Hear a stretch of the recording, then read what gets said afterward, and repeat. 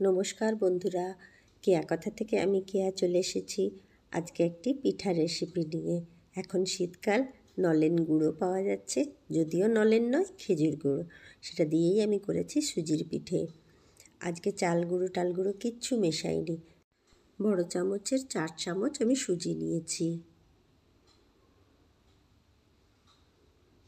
4 চামচ সুজি নেওয়ার পর ওই চামচেরই 1 চামচ চিনি দিয়ে দিচ্ছি, আর 2 চামচ আমুল দুধ। এটাই খুব ভালো করে আমি মিশিয়ে নেব। অল্প অল্প জল দেবেন, কারণ একসাথে বেশি জল দিলে যদি পাতলা হয়ে যায় তখন মুশকিল। ব্যাটারের ঘনত্বটা দেখে নিন। আর খুব ভালো করে আমি ফেটিয়েও নিচ্ছি। সুজিটা যখন ফুলে যাবে এটা আরও ঘন হয়ে যাবে। আমি 15-20 মিনিটের জন্য সুজিটা ঢাকা দিয়ে রেখে দিলাম। এইবার একটি ছোট প্লেটে আমি অল্প একটু নারকেল কোড়া নিয়েছি। আমি পিঠে খুব বেশি করব না, তাই অল্প একটু নারকেল কোড়া নিয়েছি। 2 চামচ পাতলা খেজুর গুড় মিশিয়ে দিচ্ছি।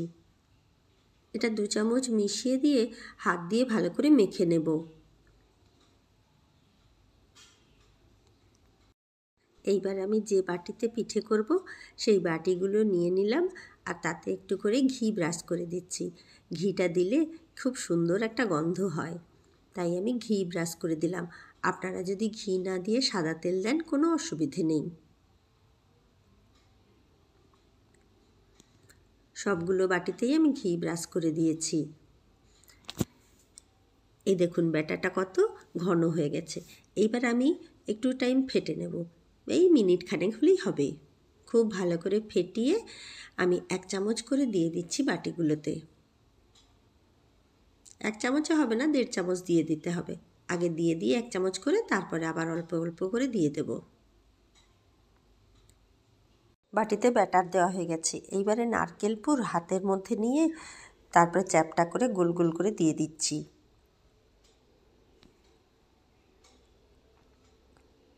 এই যে এরকমভাবে 3টেতে আমি দিয়ে দিলাম। নারকেলের পুরের ওপরে আবার সুজির ব্যাটার দিয়ে দিন।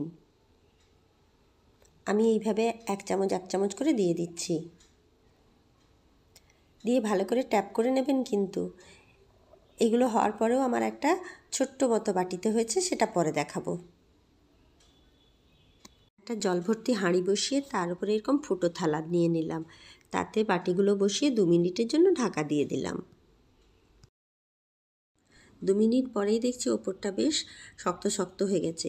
এই সময় বড় বড় করে কিশমিশগুলো আমি দিয়ে দিচ্ছি, গোটা গোটা কিশমিশ। আর মাঝখানে একটু সাজানোর জন্য বা দেখতে ভালো হওয়ার জন্য একটা করে চেরি পাতলা করে স্লাইস করে কেটে বসিয়ে দিয়েছি। দেখুন কি সুন্দর লাগছে। আবার 2-3 মিনিটের জন্য ঢাকা দিয়ে দিয়েছিলাম। এইবার ঢাকা খুলে দেখছি যে বেশ সুন্দর হয়েছে। আর একটা ছুরি ভেতরে ঢুকিয়ে ঢুকিয়ে দেখছি যে বেশ ভালো হয়েছে। নামিয়ে ঠান্ডা করে নেওয়ার পর আমি এরকম করে চারধারে একটা ছুরি ঘুরিয়ে ঘুরিয়ে খুলে নেব। এটা ঠান্ডা করার পর করবেন, কিন্তু ঠান্ডা না হলে হাতে লেগে যাবে, খুব গরম। এই যে তুলে নিচ্ছি। এইভাবে ঘুরিয়ে ঘুরিয়ে তুলে নিলে চট করে উঠে যাবে। বড় 3টে হয়েছে, এইবার দেখাচ্ছি ছোটটা। কি সুন্দর হয়েছে দেখুন, পুচকি একটা পিঠে। এই পিঠেগুলো কম আয়াসে তৈরি করা যায়, বাড়ির লোকেদের খুব তাড়াতাড়ি খেতে দেওয়া যায়, খেতেও খুব সুন্দর হয়। যদি এই পিঠের রেসিপিটা আপনাদের ভালো লাগে তবে লাইক, শেয়ার, সাবস্ক্রাইব অবশ্যই করে দেবেন। আর ফেসবুক থেকে দেখলে ফলো করে দেওয়ার অনুরোধ রইল। দেখা হবে আবার পরের একটি দুর্দান্ত স্বাদের রেসিপিতে। ততদিন আপনারা ভালো থাকবেন, সুস্থ থাকবেন। আজ এখানেই আমি শেষ করলাম।